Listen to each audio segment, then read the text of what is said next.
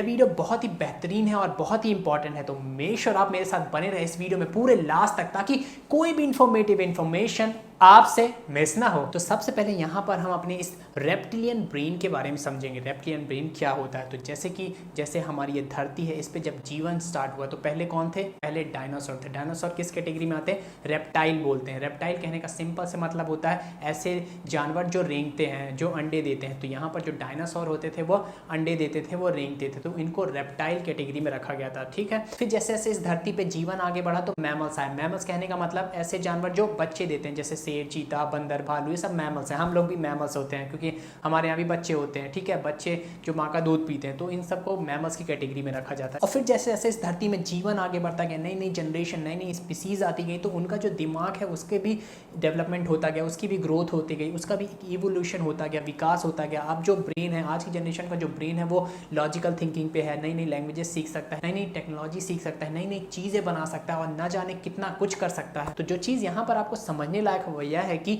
जब हमारी धरती पे जीवन स्टार्ट हुआ, मतलब जो डायनासोर का ब्रेन था और जो आज हमारी धरती पे जीवन है, कहने का मतलब जो आज हमारे पास ब्रेन है, उसका जो डेवलपमेंट होता गया, मतलब इस डायनासोर से और हमारे तक आते आते जो हमारे ब्रेन का डेवलपमेंट होता गया, विकास होता गया, जो हमारे ब्रेन का इवोल्यूशन हो गया, तो इस जब टोटल सबको पढ़ेंगे हम तो हम इसको बोलते हैं इवोल्यूशन ऑफ ब्रेन। तो यहाँ पर हमारे इस डायनासोर से लेकर हमारे बॉडी तक पहुँचते तक हमारे ब्रेन 3 जनरेशन से होकर गुजरा। हम इसको बोल सकते हैं कि हमारे ब्रेन में 3 पार्ट है। हमारे ब्रेन ने, जो हमारे इस ब्रेन का डेवलपमेंट है, उसने 3 स्टेज देखे हैं और वह 3 स्टेज होते हैं। पहला रेप्टिलियन ब्रेन, इसको हम ओल्ड ब्रेन भी बोलते हैं। दूसरा लिम्बिक ब्रेन, इस लिम्बिक ब्रेन को हम मिडिल ब्रेन भी बोलते हैं। और तीसरा आता है नियोकॉर्टेक्स ब्रेन, इसको हम न्यू ब्रेन भी बोलते हैं। तो इस तरह से आप देख पा रहे होंगे जो हमारा ब्रेन है वह 3 स्टेज से गुजरा है। इसके 3 पार्ट होते हैं। एक पार्ट रेप्टिलियन ब्रेन जो बहुत पुराना है, जो ओल्डेस्ट है और जो सबसे अंदर प्रेजेंट है। दूसरा लिम्बिक ब्रेन, लिम्बिक ब्रेन को हम मिडिल ब्रेन भी बोलते हैं। और तीसरा आता है नियोकॉर्टेक्स ब्रेन, नियोकॉर्टेक्स ब्रेन को हम न्यू ब्रेन भी बोलते हैं। तो जैसे कि आप देख पा रहे होंगे जो हमारा यह ब्रेन है, यह 3 स्टेज से गुजरा है। इसके 3 पार्ट्स होते हैं, एक सबसे पुराना,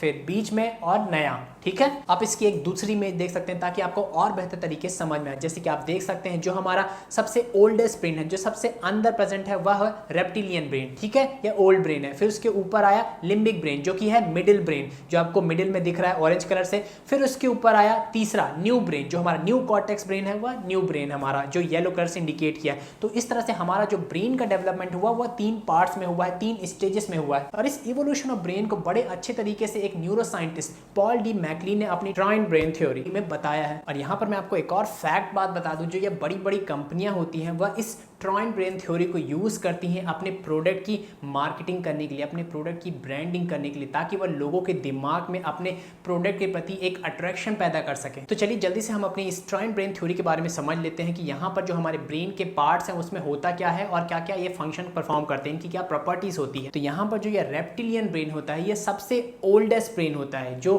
डायनासोर का ब्रेन था वो उसकी तरह ब्रेन होता है, वह कैसे सोचते हैं वही यह रेप्टिलियन ब्रेन सोचता है। यहाँ पर जो हमारा यह रेप्टिलियन ब्रेन होता है, ये हमारे बॉडी के वाइटल फंक्शंस को कंट्रोल करता है। कहने का मतलब जो बहुत ज़रूरी फंक्शंस है हमारे बॉडी के लिए, उनको कंट्रोल करता है। जैसे कि हमारे ब्रीदिंग को कंट्रोल करता है, हमारे हार्ट रेट को कंट्रोल करता है, हमारे बॉडी के टेम्परेचर को कंट्रोल करता है, या हमारे बॉडी के बैलेंस को कंट्रोल करता है। और साथ ही साथ हमारा यह रेप्टिलियन ब्रेन हमारे इंस्टिंक्ट्स को कंट्रोल करता है, हमारे इंट्यूशंस को कंट्रोल करता है। कहने का मतलब कुछ लोग ऐसे होते हैं ना जिनको पता चल जाता है कि भाई फ्यूचर में क्या होने वाला है, वही करते हैं और वह सही भी हो जाता है। तो यह इंस्टिंक्ट्स होते हैं, यह इंट्यूशंस होते हैं, और यह आता है हमारे रेप्टिलियन ब्रेन से। और जो सबसे ज़रूरी फंक्शन हमारा यह रेप्टिलियन ब्रेन करता है वह होता है क्राइसिस मैनेजमेंट। कहने का मतलब जब आपकी जान पे बन आती है तो आपका यह दिमाग एक्टिवेट होता है, यह दिमाग इंस्ट्रक्शन देता है हमारी बॉडी को, ये परफॉर्म करो, वो परफॉर्म करो। इसलिए हम इसको सर्वाइवल ब्रेन भी बोलते हैं। जो हमारी धरती में पहले डायनासोर प्रेजेंट थे, जो रेप्टाइल्स प्रेजेंट थे, उनका दिमाग भी इसी तरह से काम करता था। उनका दिमाग भी बस यही सोचता था कि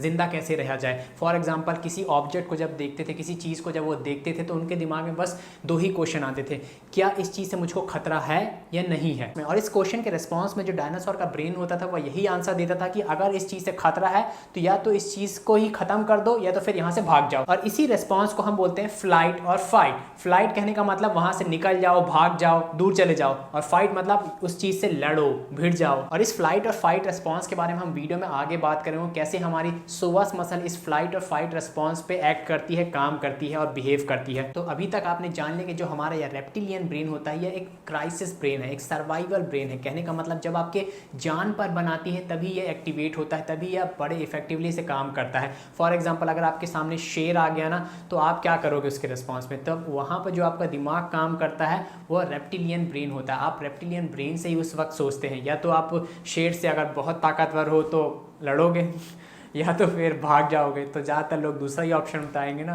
भागेंगे ही, क्योंकि आज के लोगों को पता है कि शेर से भिड़े तो वो चीर फाड़ देगा, इससे अच्छा है कि भाग लो, अपनी जान बचाएं, हम सर्वाइव करें। तो यहाँ पर जो आपका रेप्टिलियन ब्रेन होता है वह इस तरह का ही रेस्पॉन्स देता है आपको, फ्लाइट और फाइट, लड़ो या भागो। अब आता है दूसरा पार्ट हमारे ब्रेन का, जो कि है लिम्बिक ब्रेन। लिम्बिक ब्रेन हमारे बिहेवियर को कंट्रोल करता है, हमारे इमोशंस को कंट्रोल करता है, हमारे जजमेंट्स को कंट्रोल करता है। जो इस धरती में मैमल्स आए उनमें यह लिम्बिक ब्रेन प्रेजेंट होता है, उनमें यह लिम्बिक ब्रेन का जो डेवलपमेंट है, जो विकास है, वह ज़्यादा तरीके से हुआ, ज़्यादा लंबे तरीके से हुआ, इसलिए उनके अंदर जो भावनाएं होती हैं वो ज़्यादा हुई, इसलिए इसको इमोशनल ब्रेन भी बोलते हैं या मैमेलियन ब्रेन भी बोलते हैं। जो आपके अंदर इमोशंस आते हैं वो इस ब्रेन से आते हैं। इस ब्रेन में अंडरस्टैंडिंग कम होती है, मतलब जब अगर आप इस ब्रेन से सोचते हैं तो आपके अंदर समझदारी कम होती है। फॉर एग्जाम्पल जब आप प्यार मोहब्बत में होते हैं तो हमारा ये लिम्बिक ब्रेन काम होता है, तो इसलिए बोलते हैं ना वहाँ पर कि प्यार अंधा होता है, वहाँ पे समझदारी ख़त्म हो जाती है, दिमाग काम करना बंद कर देता है। तो वो इसलिए होता है क्योंकि वहाँ पर लोग इमोशनल हो जाते हैं, इमोशनली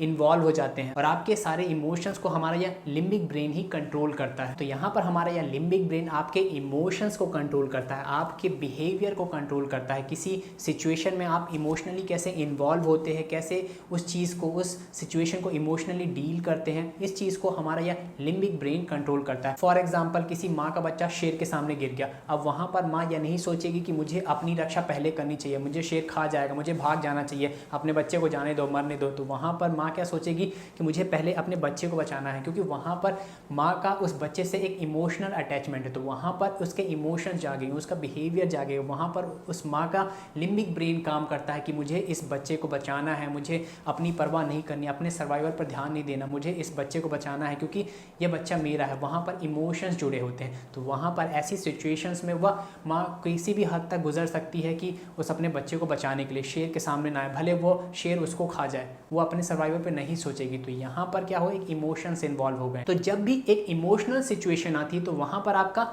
लिम्बिक ब्रेन काम करता है, आप लिम्बिक ब्रेन से अपने डिसीजन लेते हैं। और आपके इस लिम्बिक ब्रेन का फायदा जो बड़ी बड़ी कंपनियां होती हैं वो बहुत उठाती हैं एडवर्टाइजमेंट के माध्यम से। फॉर एग्जांपल एक बड़ा सा इमोशनल सा एडवर्टाइजमेंट आपको दिखा दिया गया, आप बड़े इमोशनल हो गए, भावुक हो गए, और आप जाके उस कंपनी का प्रोडक्ट खरीद लेते हो, है ना। तो इस तरह से आपके साथ होता है कि नहीं? आप खुद सोचो, आपने कौन सा एडवर्टाइजमेंट देख के आप इमोशन में आके उस प्रोडक्ट को खरीदा है, और उस प्रोडक्ट को जब हम यूज़ करते हैं, देखते हैं, इस्तेमाल करते हैं, तो फिर लगता है यार इस एडवर्टाइजमेंट ने तो हमारा काट दिया। और जो तीसरा पार्ट है हमारे ब्रेन का वह होता है नियोकॉर्टेक्स ब्रेन। नियोकॉर्टेक्स ब्रेन क्या होता है? यह सबसे लेटेस्ट ब्रेन है, यह नया ब्रेन है, न्यू ब्रेन है। जो आज की जनरेशन आ रही है उनमें यह नियोकॉर्टेक्स का जो पार्ट है हमारे ब्रेन का वो ज़्यादा एक्टिवेट रहता है। आज की जनरेशन किस तरह से लॉजिकल थिंकिंग पे रहती है, रीजनिंग थिंकिंग पे रहती है, उनका थॉट्स अच्छा है, इमेजिनेशन बहुत पावरफुल है, उनका जो कॉन्शियसनेस है वो ज़्यादा है, वो इमोशंस की तरफ ज़्यादा नहीं जाते, वो लॉजिक की तरफ ज़्यादा ध्यान देते हैं। वो चाहते हैं, वो हर चीज़ का रीज़न चाहते हैं, वो हर चीज़ का एक आंसर चाहते हैं, कॉन्क्रीट आंसर चाहते हैं कि मुझे अगर ये चाहिए तो क्यों चाहिए, अगर मैं ये खरीदूं तो क्यों खरीदूं, अगर मैं ये बिहेवियर करूं तो मैं क्यों करूं,